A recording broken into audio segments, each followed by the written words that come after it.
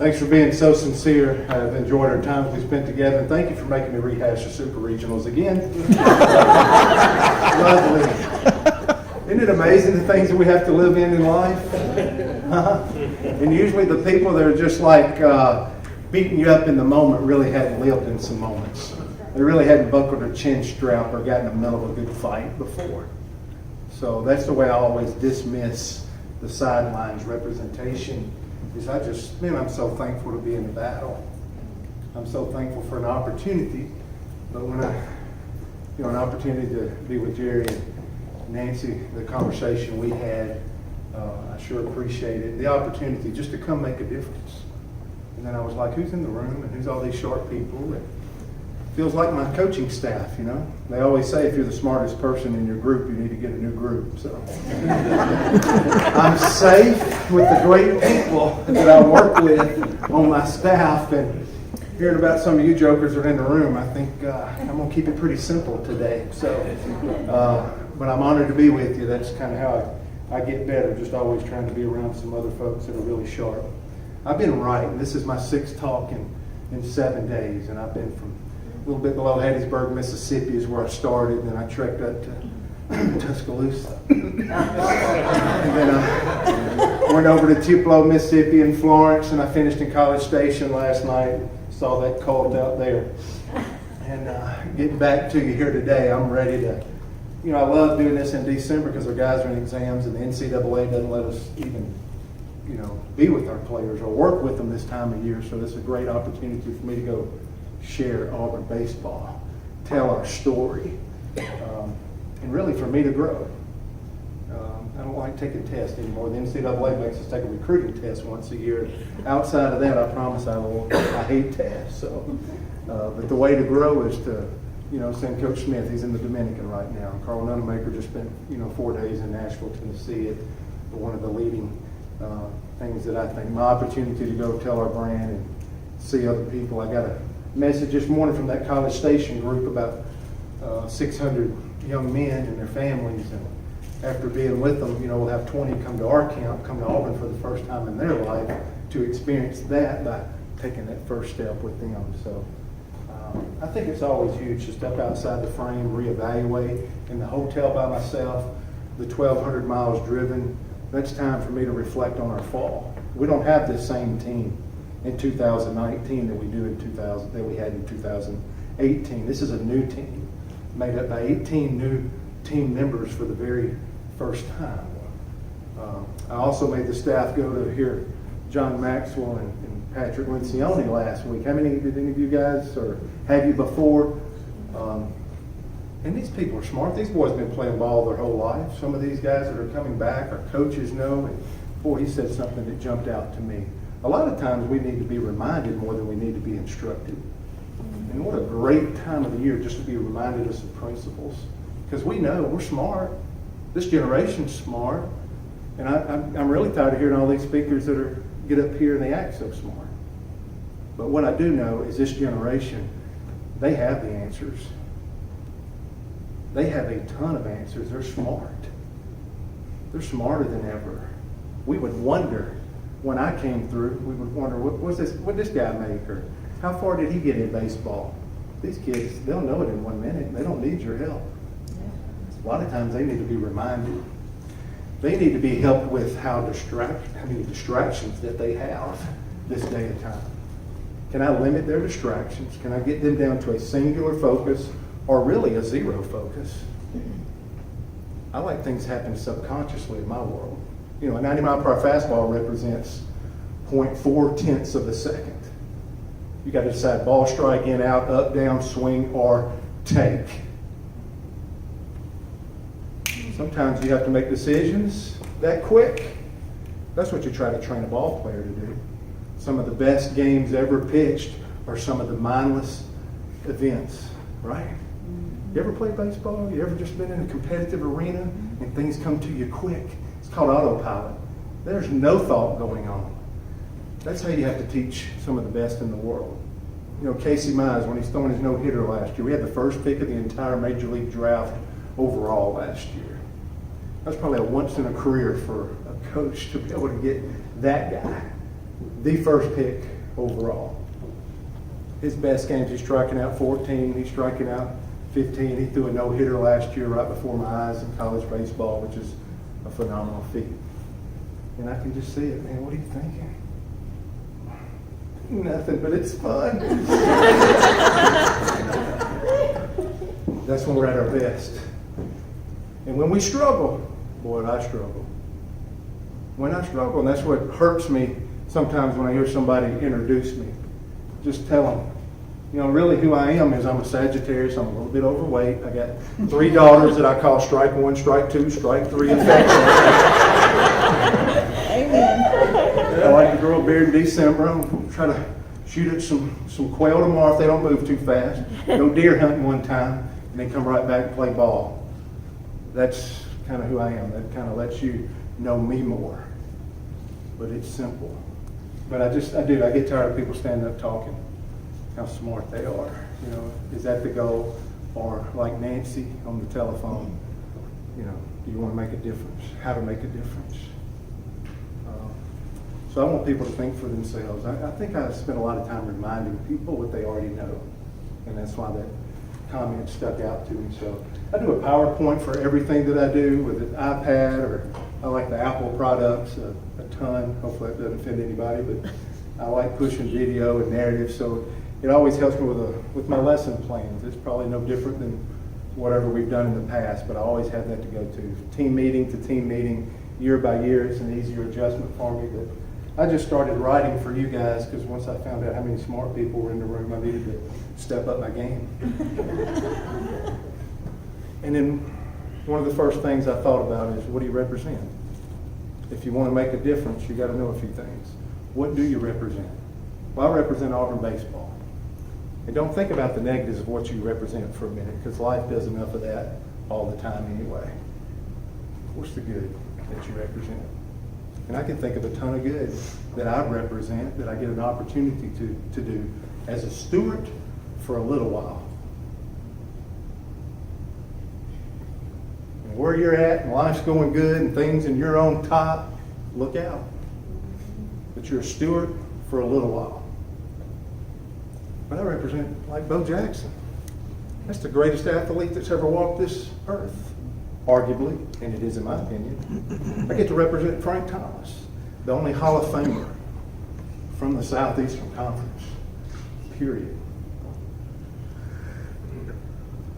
Think of all I get to represent in my job. I get to represent, we've had a 30 top 10 national recruiting class since we've been here in this short period of time. I represent that. I'm in awe of that. We do. We only let 8 go to the World Series. We were the 9th. But I represent something strong. We're in the game. We're really in the game. So I represent a top 10 national baseball program every day. That's positive, in my opinion. I represent 51 men that have worn that Auburn uniform that's played in Major League Baseball.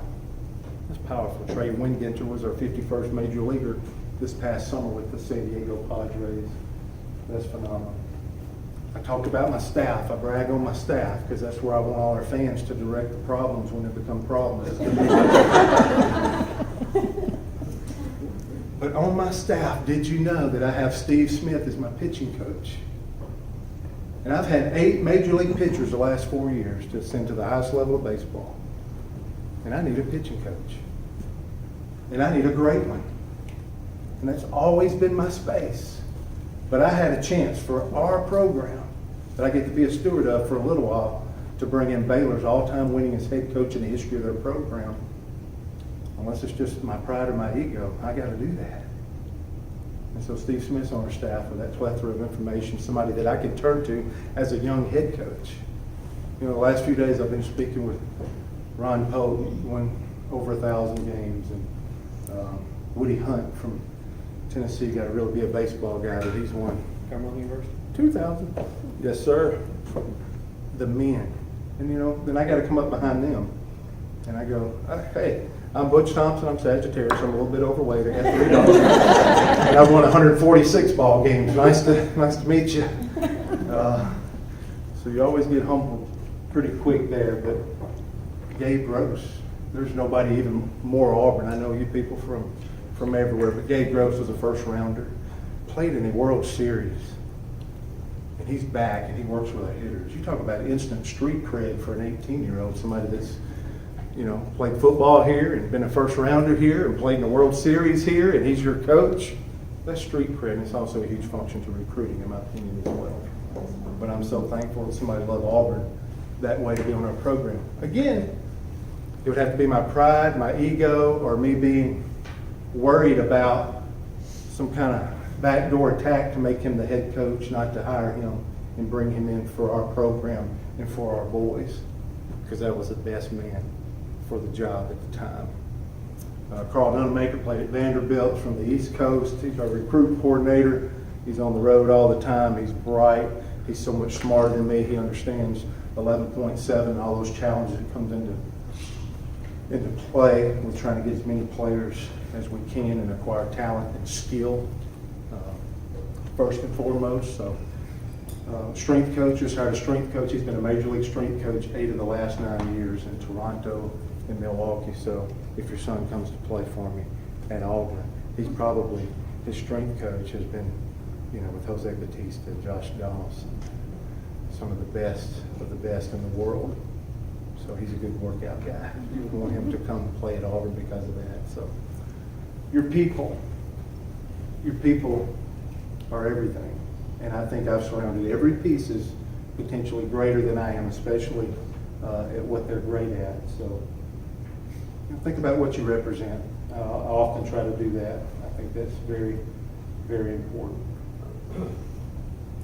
I think about our program now heading into this year with those 18 new players. I did not have a great experience this fall with 18 new people. I lost 12 people that really knew what they were doing because they've been here every day that I had been since I had come in October 22nd, 2015. They had been there every day. So we got that 365, and then, we got that 1,000 days of hearing that message over and over. So much so, the second baseman and the third baseman, they were good when I left the room that they could talk just like me, make fun of me, and repeat with their little words everything I wanted them to say. I used to take that as something that bothered me. Now I want them mocking me. I want the messaging to be that simple that they can just mock. We have 3 words in our program. It's attack, legacy, and vision. And I can almost hear them when I leave, when the door closes behind me and I leave the room. I can just hear them running across, the room after a team meeting. Attack, legacy, vision. You got it, you got it. And I hope they remember it and still mocking me 10 years from now when they're a husband and a father, because most of them are not going to be the first pick of the entire draft. And I hope they're doing it 20, 25 years when they come back and they're taking their kids and say, hey, we used to have to run these football stadiums here at 6 o'clock in the morning, and it means something to them. So I hope they mock me for decades to come. But what you represent, and I'm going into this ball club with so many new people, and I got to start the narrative all over, and I'm tired of hearing myself talk. I got 18 people that hadn't heard the messaging before. If I go silent or I try to move on to something else, I might be leaving a whole new group of young men coming to their program. A great book. It's not a Christian book, but it's 15 Lessons in Leadership about the New Zealand rugby team, the All Blacks. The last 3 years is probably the best leadership book that I've read, the 15 Lessons in Leadership. It's James Carr, but it's spelled Kerr, Kerr. It's just phenomenal. And all 15 lessons have been powerful for our program, and we've used them. I've done the book multiple years because this year I wanted the players to have to take a chapter and one person have to stand up. I'm not trying to develop myself I'm always trying to develop myself and my coaches, but how can I not develop these young men? They're the ones that are in battle, in the frame. So we make our guys have to stand up and give a chapter review to their peers. Now they have skin in the game, and that's powerful. And I guess I can just stop since I'm trying to sell a book I get nothing for, but the first one that's been powerful for us, the first lesson is sweep the sheds, or the locker room, or the dugout, or wherever your area is, clean your house. And I think I have to pick up some trash when I see it on our beautiful campus. If that trash is there, that's not somebody else's job. That's my job. We say we love Auburn. We say we're a huge Auburn fan. I just, again, that talk didn't mean a whole lot. You show me initiative when I'm watching and you don't even know that anybody else is watching. Would you pick up that sheet of paper? It's a good test to see. That's a lesson I want our boys to learn, how to sweep their sheds. We got the smallest ballpark in the Southeastern Conference. I don't care. This is our house. This is ours. Our bases are 90 feet. Our mound is 60 foot, 6 inches. That mound up there is an inch a foot. You know, every foot there's an inch of fall, just like it's supposed to be. That's enough to go compete on right there. So I'm proud of it, and I'm doing everything in my power to make our players be proud of it. So Sweep the Shed's a great component, and there's 14 more that are awesome as well. And in that book, the reason why I bring the book up is because I came to a program and we got it handed to us. I came in the middle of the year. All right, here's your guys. Thank you. Y'all go play. You got 5 weeks. Go get them. Culture, line them up, play ball. Yes, sir. And we got it handed to us. We learned a lot. I've been around baseball for 20-something years already. But as a team, we had to learn a lot. And that's the stage, right? There's learning, and then there's growth. And you know what happens after growth, right? Decline. And I'm not really interested in that. I'm interested in what's that next step for us. So we won a regional last year at NC State that nobody talks about. It's a big deal. Stephen Williams' deflection it's kind of the elephant in the room. It's the biggest moment. Such a heartbreaking way to end. But we won a regional on the road last year. And we won it because we lost one the year before in Tallahassee and had it down to the last pitch. That's how real stuff happens in this world. It's not show up, hey, are they any good this year? I'll follow them this last month. That's not how our world works. And you know that. This stuff starts in August every year, and it's month, and it's every day, leading all the way up to something. So we've grown. We went from being down to the last pitch of a regional to coming back this year and winning that regional and taking the next step and the ball bouncing over the fence, and where do we go from here? Because I love how this book outlined it for me as a leader, that right after growth comes decline. And I'm not really interested in decline if I can help it. I'm not interested in that. So really the way I see it and the way the book just so beautifully puts it, there's growth and there's decline, and there's a little gap right there. So we're going to go for that gap right there in the middle and try to extend our growth as long as we possibly can. As long as I'm a steward of it for a little while, how long can we extend that growth? And I started looking at, none of these examples are in the book, but when I'm going through McDonald's, hey, they'll put 5 drive-thrus in there if they need to. And then I got some other ones that I'm like, you can just tell that their motto was, we've always done it this way. Because usually you don't wake up till you're in decline, right? What happened? You're usually in decline. You've left growth, but growth is so much fun. It's up there. You got to see decline before you enter into it. And you have to go for that gap. And a lot of times that means you have to change while you're on top. See, this book's about the New Zealand rugby team. This is the winningest professional organization over the last 100 years at a win percentage of 86%. To put it in perspective for you, that's better than the Patriots. Does that help?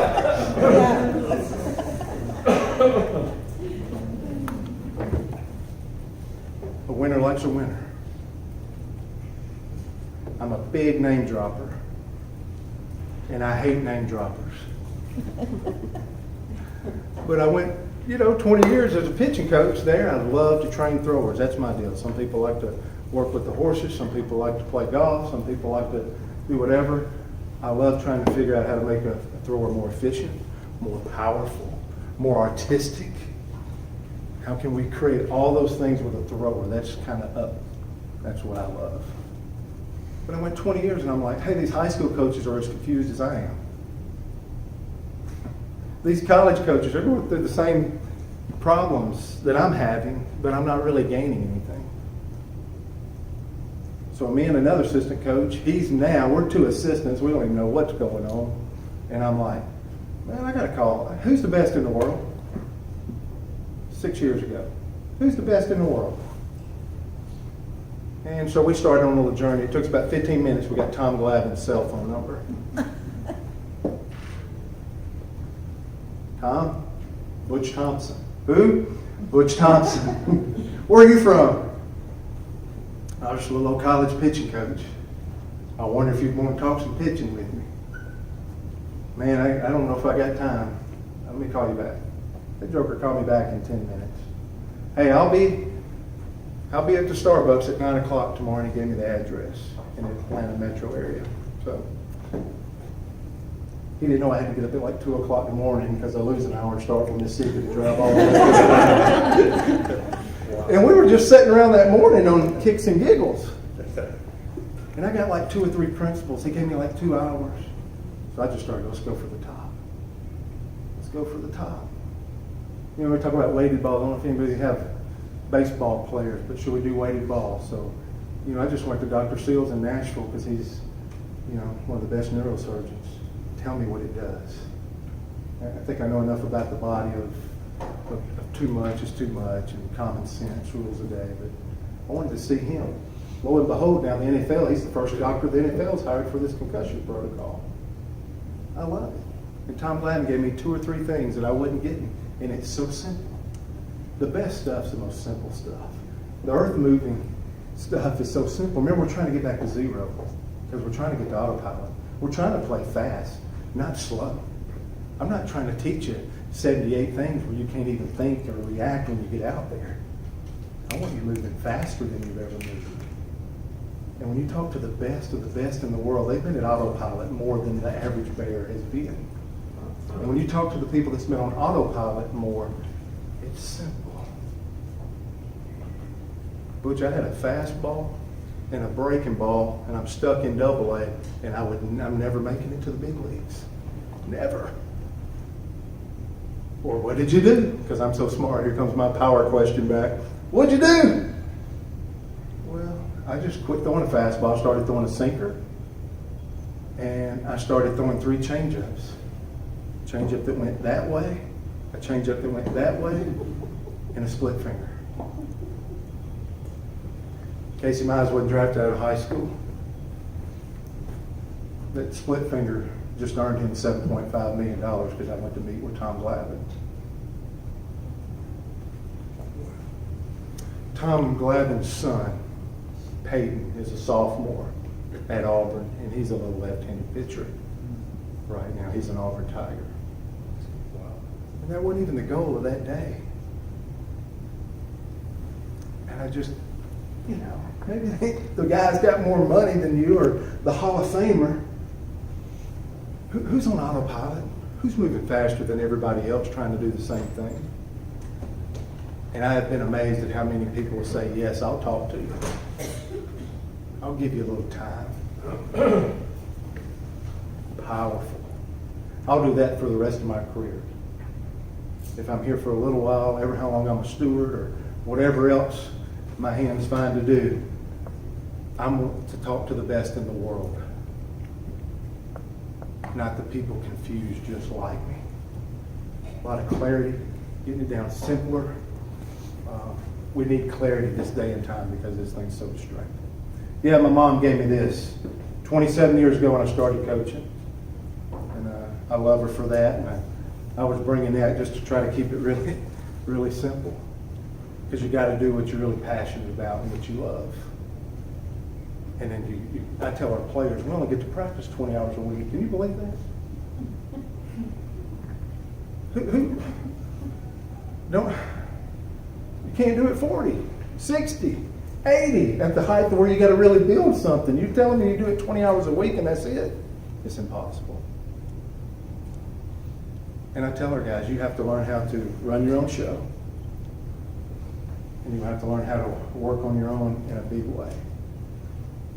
And that's why it's hard for me to take credit for everybody else's successes. Because I can't pound that pavement for them. And now everybody's willing to do it. Sometimes Auburn's such a special place. Sometimes it's their finish line. I made it to Auburn. I go, okay. We're just starting. And you're finished. That means it's not going to be long before you're finished. You have to keep moving in these areas. That's be a starting point. You got to do it by yourself. So we're going to go for the gap. And hopefully we can change some things, complexion, and keep moving before we get into decline. Let's see where I'm at on time here. All right.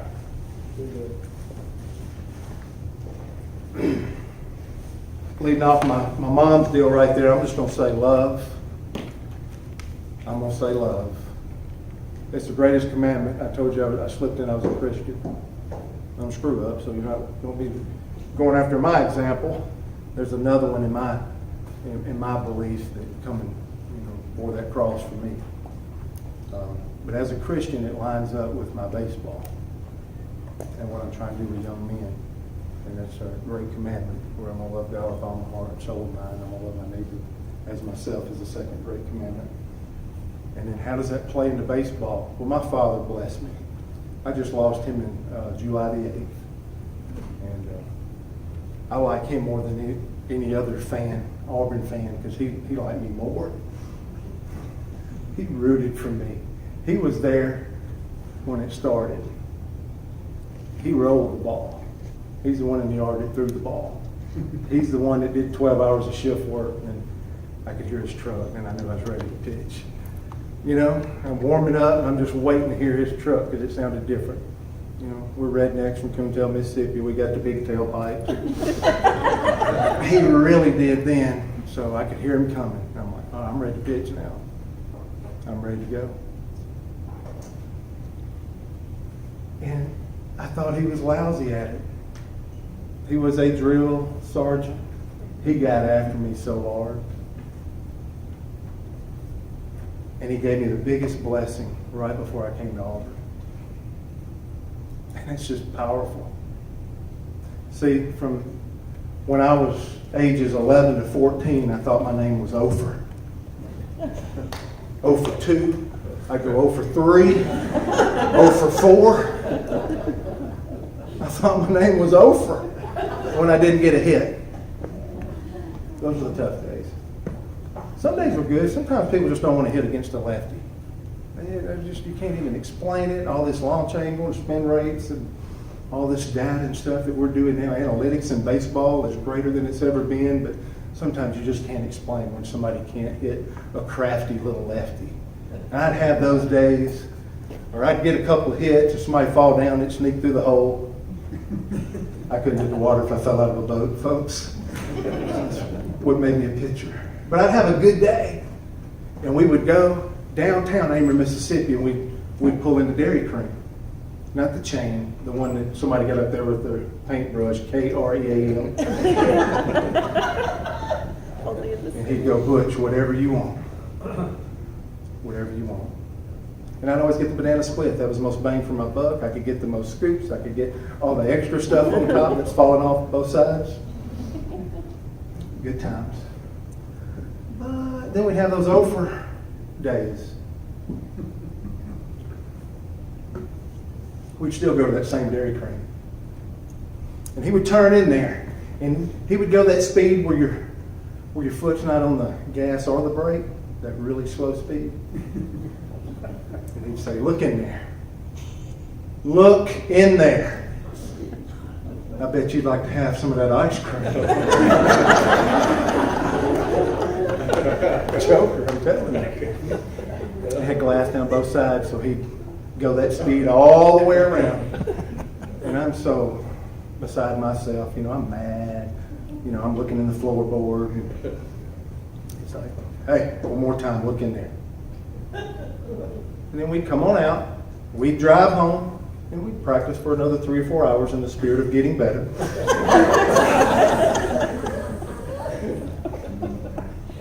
So let me fast forward 35 years. October 20th, 2015. The honor of my life from a professional standpoint is October the 22nd, 2 days later, as I get to stand as the head baseball coach at Auburn University. 2 days prior, I got to go. My dad's not doing well. He's in a nursing home, so I show up. And I'm like, hey, I'm here to take care of you and have been doing the best I can. We're still doing what I got to do in life and taking care of Robin and the girls. But I think them Auburn people, I think they're crazy enough. I think they're going to let me be the baseball coach. What do you think? Do I have your blessing? You got anything for me? And he kind of eased up, raised his bed up, and he's like, man, that's good. You take Robin and them girls, you worked hard and done a pretty good job. And I don't know if you can hang with all them big boys and stuff, but I'm proud of you. You go get them. I'll be fine.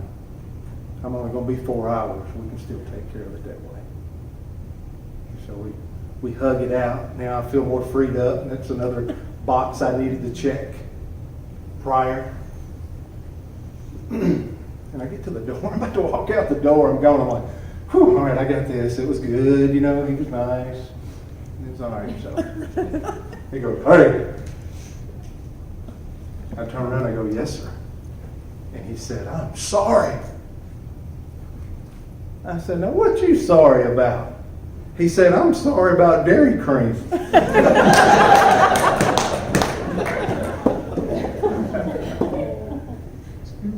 And he said, you go play big boy ball now, it's going to be tough.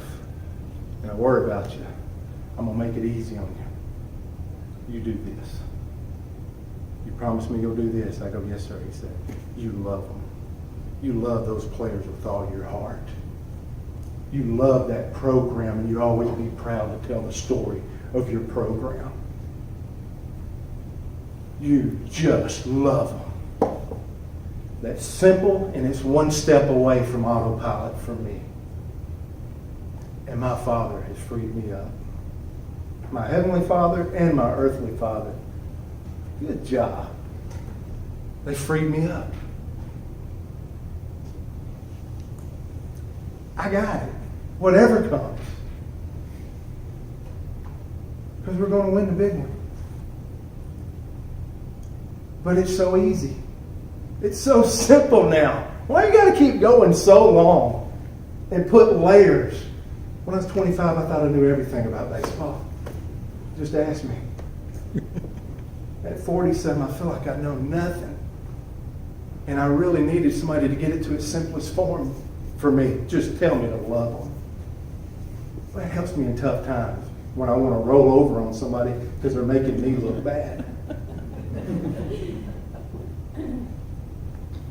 But when I say, hey, you were commanded to love them, I'm good. Why are you not more rambunctious? Why are you not more going crazy right there? I've been given a peace. And I like it. And I think sometimes less is more. I think our young people right now need to hear that. I really do. I'll leave you with this, and I'm sorry to manipulate your time. Here's why we're going to win a national championship, because nobody thinks we can. We think football can. We think basketball can this year. I do.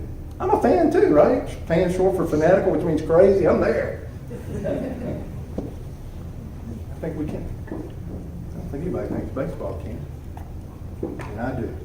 Because of May 6, 1954. Does anybody know what happened on May 6, 1954? I think it's the greatest athletic achievement of the last century. Anybody? Your birthday. Huh? Your birthday? No, I'm not that old.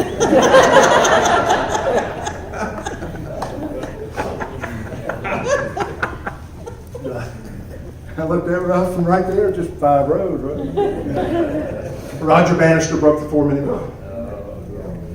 He broke the 4-minute mile in Oxford. And the coolest thing about it is they said you couldn't do it. The smart people, the doctors, the smartest people in the world said, can't do it, it's an impossibility.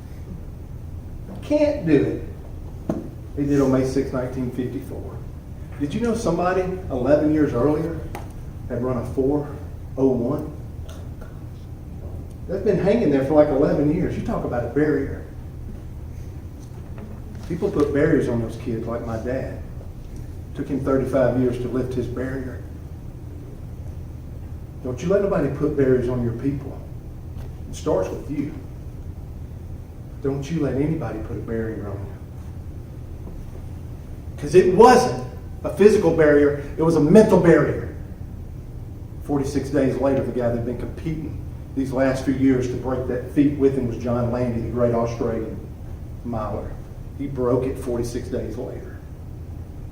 By the end of 1957, 17 other runners had accomplished the feat of a 4-minute mile. That's why we're going to win national championship in baseball. That's the narrative. Always keep putting the narrative out. And then he didn't do it by himself, so get over yourself. If you really run something and you're really good and you're Mr. Awesome and all that, just figure it out. Because see, when he broke that 4-minute mile that day, he didn't do it by himself. Chris Brasher jumped out the first 2 laps and paced him out. What a great, boring, long book to read. There are so many principles for us all.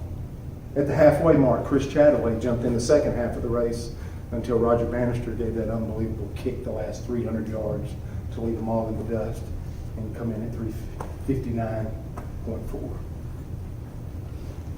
Who are you running with? They're either an asset or they're a liability. They either make you faster or they definitely slow you down. I talk to our guys about that all the time as well. Powerful. So that's a big one. You know, any story that you can grab with people with the short attention span and how distracted. Hit them quick, hit them simple, hit them often. Those are some things that we're trying to message with our ball club. Got a bunch of stuff I didn't get to, but I wanted to be prepared for this group. I sure appreciate you. I know you've had a long day of trying to continue to grow and learn, so I don't know what's next. If there's questions, we shut it down if we're done. But God bless you and War Eagle. Butch?